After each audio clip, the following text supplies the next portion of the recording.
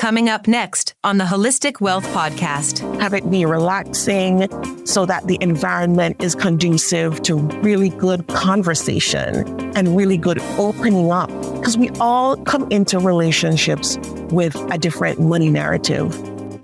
Statistics prove that 80% of couples have a different mindset when it comes on to money. Having different money mindsets mean we have different notions, perceptions around spending, around investing, around budgeting, around saving. So it's very critical that we come into this. You're listening to the Holistic Wealth Podcast with host Keisha Blair, author of Holistic Wealth and founder of the Institute on Holistic Wealth. And now, here's your host, Keisha Blair. Welcome to the Holistic Wealth Podcast, and I'm your host, Keisha Blair, and today we have another exciting solo episode. So today we'll be talking about how to have a money date night. And whether you're single or you're married or separated, divorced, widowed, whatever your relationship status is, it doesn't matter. Having a money date night with yourself, with your spouse, with your significant other, with your partner, your fiance is a very good idea. Now we know that many marriage counselors will tell you that communication is key to success. And this is never more true when it comes on to finances. Money troubles can tank a relationship more than just any other cause, especially right now with the challenges and the economic situation. So open dialogue is the best preventative method. And so that's why we're going to delve deep into this topic today. And I'm so excited to share these tips and strategies with you because I'm learning as I'm teaching. And when I coach my students, this is all part of the conversation. And I just want to pause to say that this episode is sponsored by the Institute on Holistic Wealth. And you can visit the website for a range of resources and courses at www.instituteonholisticwealth.com. And for this episode, the Money Trauma course, that Trauma of Money certification program on the Institute on Holistic Wealth is so relevant for this conversation that we're going to have now. So you can check it out on the Institute. The other thing that I want you to check out, the other free resource is the Personal Financial Identity Quiz. It's also available on the website. And as I'm speaking and we're going through this topic of discussion, you can go on the website as you're listening in and take the free quiz and find out your personal financial identity. So getting back to the meat of the discussion, we know that where marriage is concerned, 1 in 2 ends up in divorce. And the majority of divorces today, statistics show, money is the cause, which is just unbelievable. So what is the antidote? What is the cure for that? The cure for that is talking it through. Open communication. Frequent open communication can really help individuals and couples achieve their financial goals. And it's so important. And especially during these times of upheaval, it's even more important to have it more often. So talk it through. Get on the same page about spending priorities and budgets. The more you can agree on what money is well spent and worthwhile, the easier it will be to make your financial goals a reality sooner. So I'm going to talk a bit about having a money date night. And it's so important. And I think I just want to lay out this conceptually so that we know for individuals and for couples how this can be so beneficial. So, when you think of Maslow's hierarchy of needs, that diagram, that triangle, right? I'm just going to adapt it a bit to talk about our money date night goals. So I'm going to call this the money date night pyramid. Okay. So if you think about the money date night pyramid and you can draw it, just draw the triangle as I'm speaking, at the top, the very top of the pyramid is self-actualization.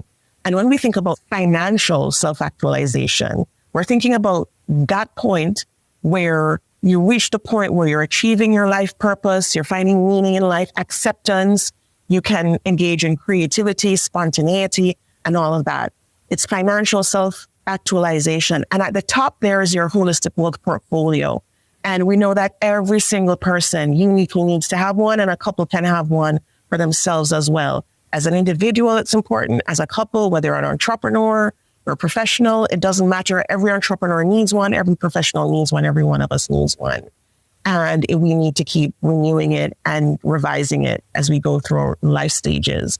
So if you look at the top of the pyramid, the money date night is going to help with that, right? Because that's the ultimate goal, right? That financial self-actualization is the ultimate goal. And so your money date night is going to help with that. It's going to help you with all of those things I discussed, finding meaning, purpose, fulfilling your inner potential, that spontaneity, that acceptance of who you are, your creativity, your morality. It's going to help with that. And that's why the topic of holistic wealth is so important, because as you can tell already as I'm speaking, all of that is wrapped up in holistic wealth, right? So at the top, we have that and your core big money goals. So when we have our money date nights, we're driving towards that, and we're driving towards that end goal. And we're also thinking about our holistic wealth portfolios and those big, big lifelong goals, right? Now, in the middle of the pyramid where it talks about self-esteem and love and belonging, that's where it's actually critical as couples to support each other. And even if you're single, to find ways to build that up. So self-esteem, we talk about self-esteem, we're talking about, for instance, and remember, I'm adopting this to money and to holistic wealth and your finances. So if we think about financial confidence, financial achievement, the respect of others, and the need to be a unique individual, and love and belonging is right below that in the pyramid. Friendship, family, intimacy, sense of connection. If you just put like a bracket around those two buckets, so financial self-esteem, love and belonging, you'll see that knowing and embracing your personal financial identity is so important for those buckets. And this is why it's kind of in the middle towards, in the middle of that pyramid. Because when we have our money date night, we should already know our personal financial identity. It is the foundation. It sets the tone for empathy and belongingness in our relationship, but yet still identifying, recognizing, and appreciating that we're all unique in our money financial identity. So if you have not taken the quiz, just go online on the Institute on Holistic Wealth website, and it's there at the tab at the top of the website. It says, take the free quiz. It's right there. Within 2 minutes, you'll have your results. And that should inform a lot of the things that we're going to talk about. Knowing your personal financial identity is so critical for three things: for self-awareness, self-preservation, and self-advocacy. And you can imagine when you have your money date night, you get together with your partner or your spouse, you can talk about your goals and dreams. You can plan, budget together, save together, plan out your different buckets. And you can also recognize and really integrate each other's unique attributes. Here's the other thing that this helps you with. When we get together as partners and we're discussing our money goals, we want to also play on the strengths of each partner and what they can bring to the table in terms of finances.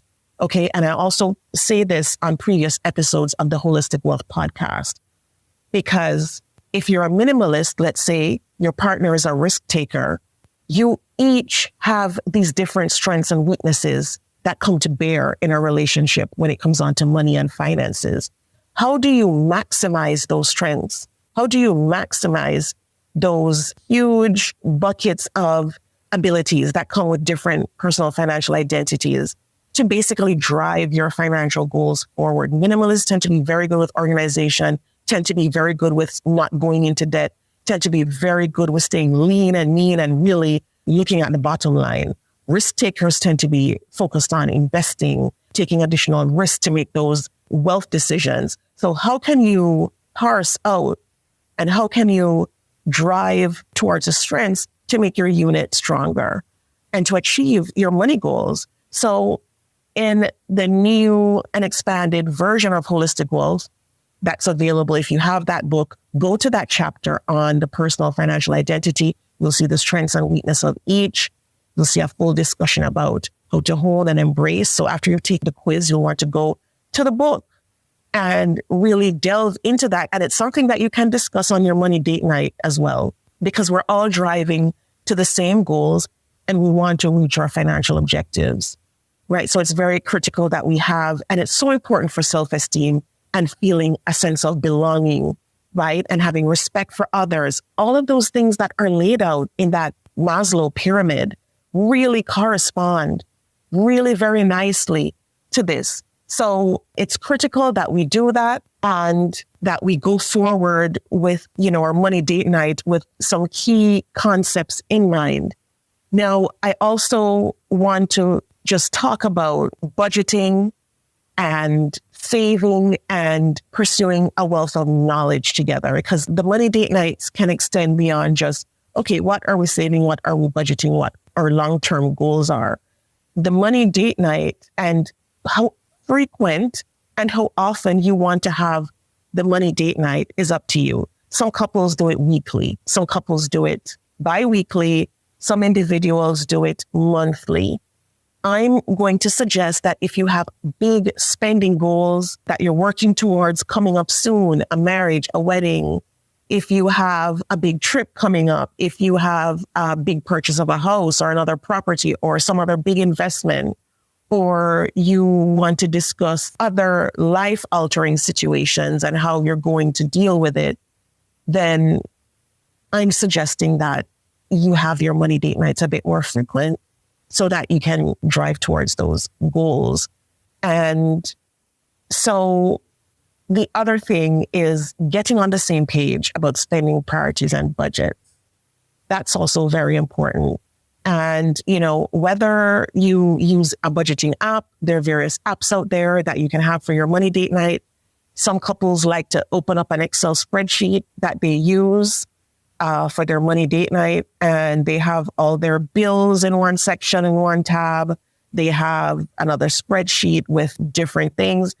You can basically make this unique and have a fun environment. I often tell couples, listen, make this lively, make this fun, make it exciting, bring out the snacks that you want to have, whether it's pizza, whether it's chips, popcorn, I don't know, a glass of wine, whatever it is to set the tone and the mood, have it be relaxing so that the environment is conducive to really good conversation and really good opening up. Because we all come into relationships with a different money narrative. Statistics prove that 80% of couples have a different mindset when it comes on to money. Having different money mindsets mean we have different notions, perceptions around spending, around investing, around budgeting, around saving.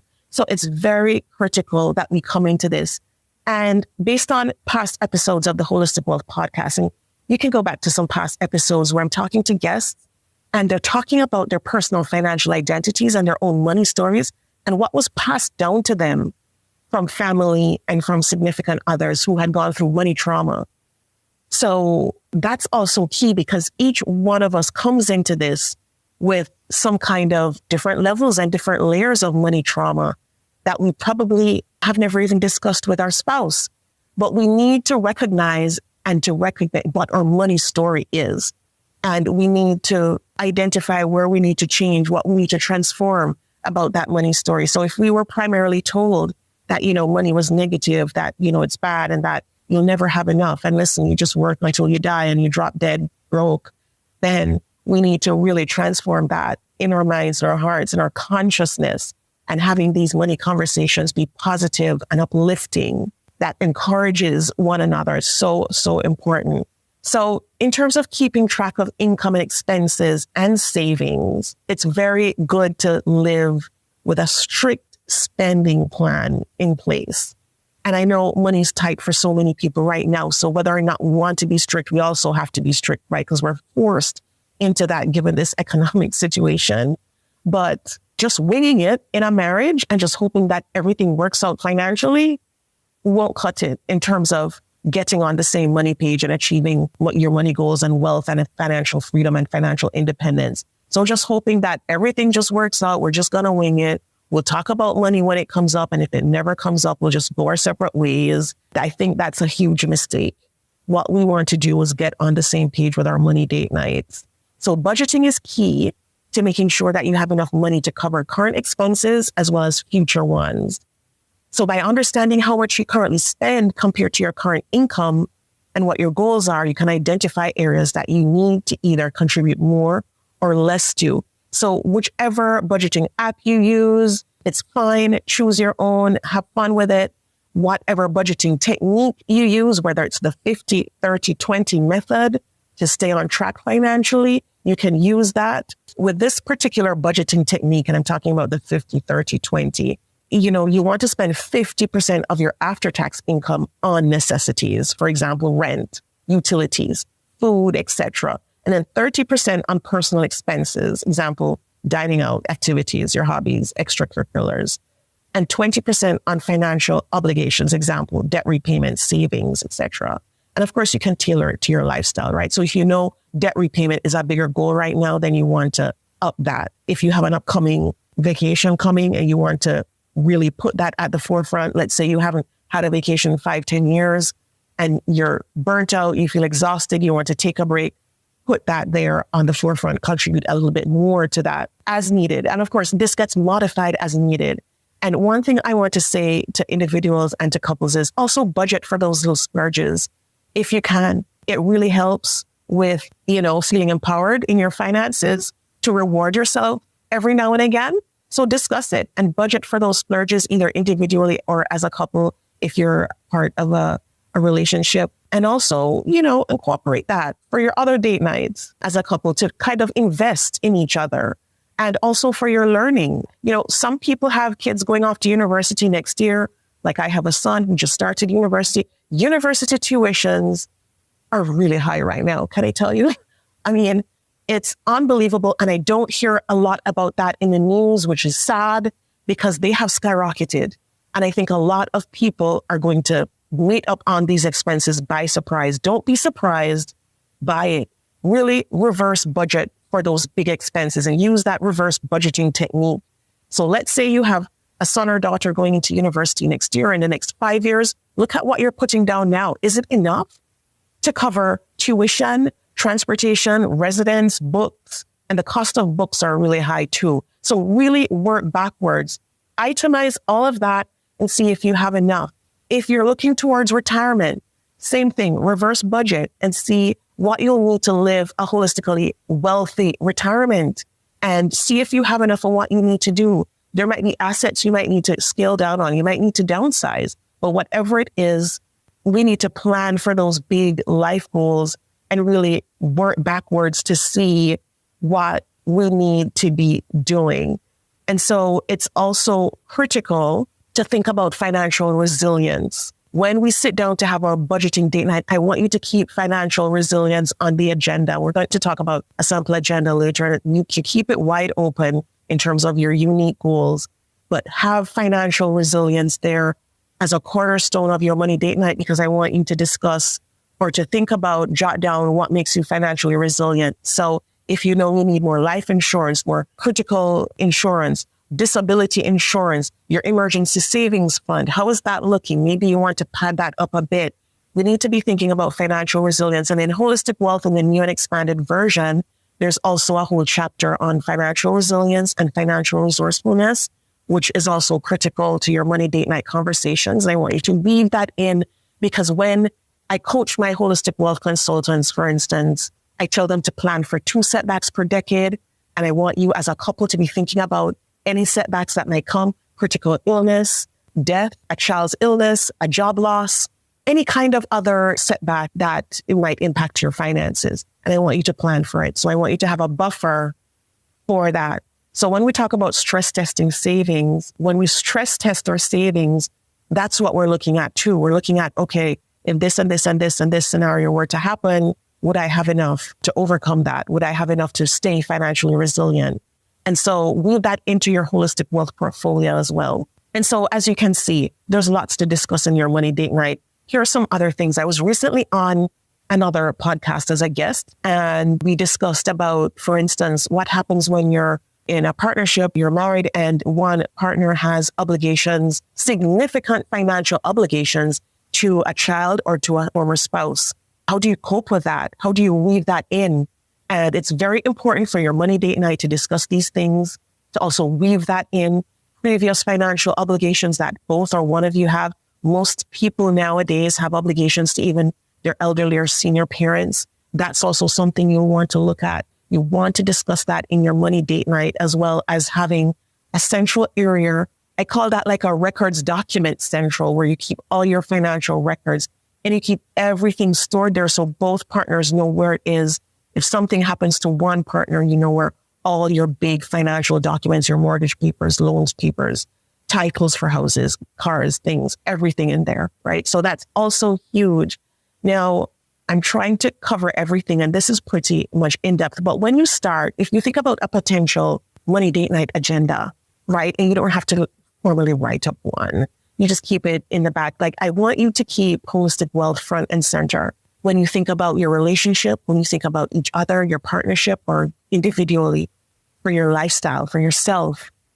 And when you start your money date night, every single time that you start, I'm suggesting, and this is just a tip, and you do it how it feels comfortable for you, that you incorporate gratitude. Gratitude that you're doing this. This is a positive, it's a huge step. And you know what? Those feelings of happiness and joy and fulfillment, and that feeling of like, you know what? I'm doing something wonderful for myself. I'm doing something wonderful with my significant other. So it increases those feelings of happiness and joy. And when you think about your money date night, I want you to think about an agenda. And you start off the first 5 minutes with channeling gratitude. Channeling gratitude for each other, gratitude for what you have as a couple, gratitude for where you are in life. Because it's so easy to compare, our journeys with other people. Social media, everything makes everybody else looks like, they're doing great. What's wrong with my life? No. Gratitude for what we have, for what we have been through, for what we have in life. And I know some couples like to open with prayer, even holding hands, having quick prayer before they open their money date night. If prayer is a big cornerstone of your life, incorporate it into your money date night. There's a chapter on spiritual renewal in holistic wealth. And I find that with money as individuals and with couples, it can get frustrating. It can make you have feelings of feeling downtrodden, sometimes even anger, right? Because there's so many things out of our control that happening now with inflation that impacts our money that we didn't cause. Money can absolutely make us feel powerless sometimes. But this is how we regain our power, by having these money date nights, by sitting down and really investing in our lives holistically, from a holistic wealth approach. And that's why I want you to approach this from a holistic wealth lens, that we're thinking about life purpose. We're thinking about spiritual renewal. We're incorporating that. And I want you to plan together for those activities too. And I mentioned that earlier, whether it's taking a walk daily, investing in your physical, your mental health, your emotional well-being, because that also wraps up well with this. When we're in a state of panic, anxiety, it's hard to plan our finances well. We're not focused, right? You feel like you're having brain fog, you're confused, you're in a state of panic. And that's what we don't want. We want to have this calm nervous system. We want to go in this calm, feeling good about our situation. So it's important to take a holistic wealth approach to your money date night, to your lifestyle, to your entire marriage, your relationship, to your entire lifestyle. So once again, if money trauma is weighing you down, or your relationship, or you're finding that there are gaps, that you're just feeling just overwhelmed, you're feeling paralyzed, you're feeling static, you're feeling underwhelmed, overwhelmed, it's good to look into money trauma and previous money trauma. And the Institute on Holistic Wealth, as I said earlier, has a course on that. That is amazing. And we've gotten great reviews on that course from students who've taken it. Feel free to do it individually or as a couple. It will absolutely inform your discussions. And these money date nights also help with empathy. And we're just opening up about our past, our childhood, what happened with money, what were our parents and our ancestors going through, what are the big socioeconomic issues that they lived through, how does that impact my life, how is that impacting my family? And so it's so critical that we really come to these conversations vulnerable, with empathy. These conversations are so much bigger than just money. You're sowing the seeds of harmony. You're sowing the seeds of more intimacy into your relationship with this. Now, I hope this episode was helpful. Please feel free to reach out to me If there was one aspect of this episode that you want me to delve deeper in, or you have other questions, I love when I hear from listeners. I love when I get those DMs, those text messages, those emails. It keeps me going and motivated to continue delivering this for you. You know, it's such a learning process for everyone listening in, myself included. I don't have all the answers, but I know that this holistic wealth part of it is something that I can pass on, see this as my core purpose and message in life. So once again, have a great week, everyone. Love you all. Stay safe and plan your money date nights. Listen to this episode again and again and again and jot down pieces that you need to incorporate. Do your own research. And of course, also, please plan to invest in each other in terms of your learning and your financial learning. So if you want to start a holistic wealth project group with a wider group of friends, please do that. If you want to join a financial book club or start your own money book club, please do that.